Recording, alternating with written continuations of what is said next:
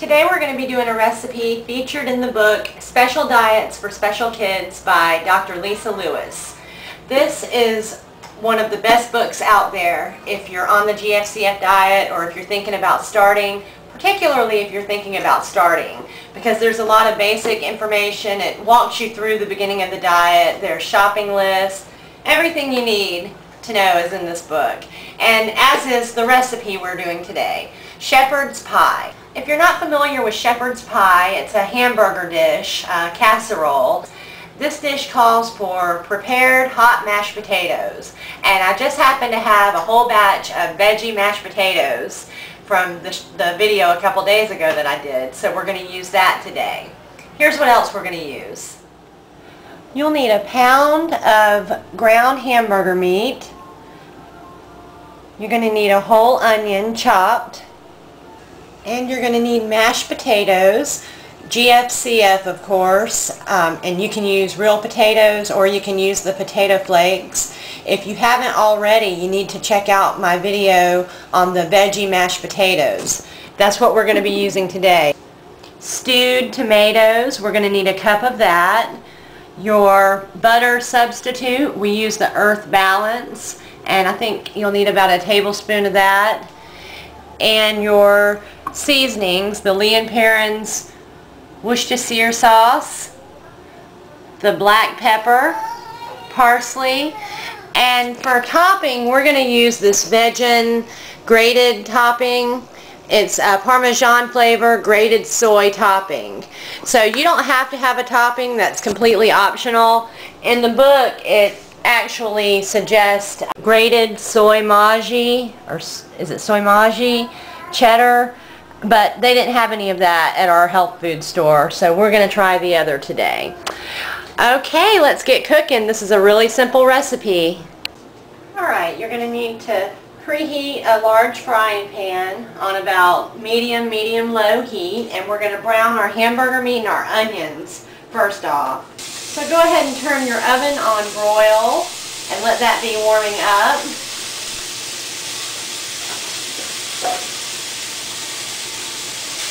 And mix that up really well. While the meat's browning, let's go ahead and put our veggie mashed potatoes. Any GFCF mashed potatoes will do, but these have the extra added vegetables in them. And go ahead and heat that up. You need to put your potatoes in the casserole while they're hot before you put it in the oven. Once your meat is brown, you're going to want to drain some of the grease out of it.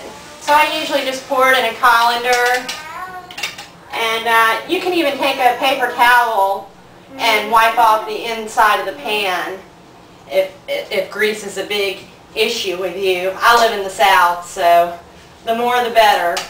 But we'll drain most of it out of this dish. Once you drain the grease out of your hamburger meat, return it to the heating element.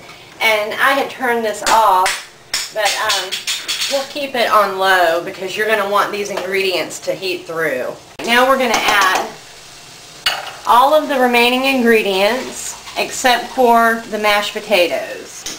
And now mix all of these ingredients together really well. And there's a lot of variations on this recipe as well. You could add corn, you could add okra, just about anything you can think of. If your child won't eat a tomato, you could do the tomato sauce instead of the stewed tomatoes. Now add the ingredients to a 2-quart casserole. And we're going to sprinkle our grated soy topping, the Parmesan flavor, on top of this. You can also use any cheese substitute you want to use, as long as it's non-dairy, GFCF of course. So we're trying this, and it smells exactly like Parmesan cheese, so I'll let you know how that works. And now we're going to add our mashed potatoes. The recipe calls for 4 cups of mashed potatoes.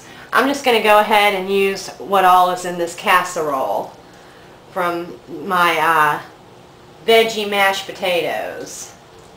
And you're going to top it with your mashed potato mixture. And now it's ready to go in the oven. You're going to have your oven preheated and ready to go on broil.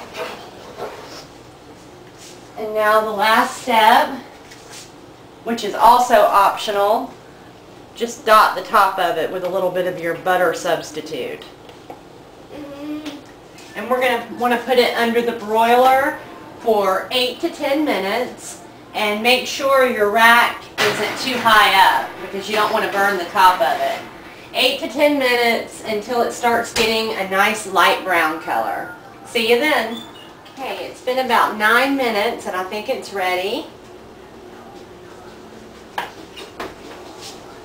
The top is definitely looking brown and it's smelling so very good. We've got our shepherd's pie.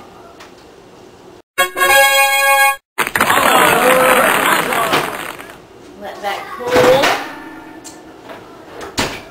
Enjoy. I'll see you next time. Bye-bye. Yes, you like potato and I like potato. You like tomato and I like tomato. Potato, potato, tomato, tomato. Let's call the whole thing off. But oh, if we call the whole thing off, then we must part.